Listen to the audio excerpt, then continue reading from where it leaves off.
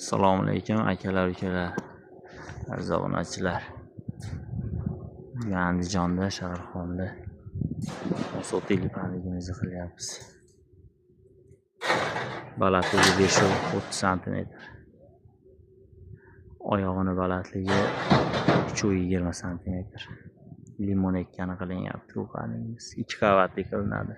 Bu birinchi qavati bityapti. Xudo xolasa obuna bo'lib qo'yinglar. Endi birinchi qavatini tikkaladik. Endi buning ichiga yana bir qavat bo'ladi. Uni ham qo'yib boramiz. Tekis chiqishi uchun qo'ldan kelgancha harakatlarni qilyapmiz. Xolasa yaxshi chiqadi degan umiddamiz. Zamonaviy tandon usulidagi parnig bo'ladi, xudo xolasa. Bu ishimiz O'zbekiston bo'ylab.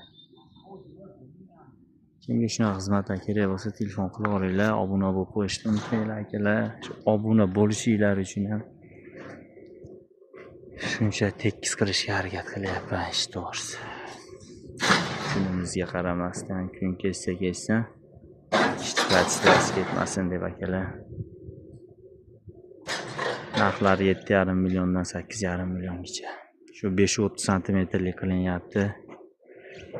Xo'sh, ichiga yana bir qavat qilinadi. Zamonaviy tandon usulida desanglar chiqadi bitgan parnilar. O'zim kanalimga kirsanglar ham bor. Narxi 14 million bo'lyapti. Buni balandligi ancha baland bo'layotgani uchun 14 million. 4,5 metrligi bor, 13,5 million.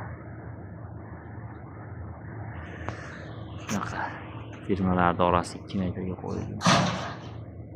Like bilan obuna esdan chiqmasin, ertaga yana nima ishlar bo'lganini qo'yib boraman.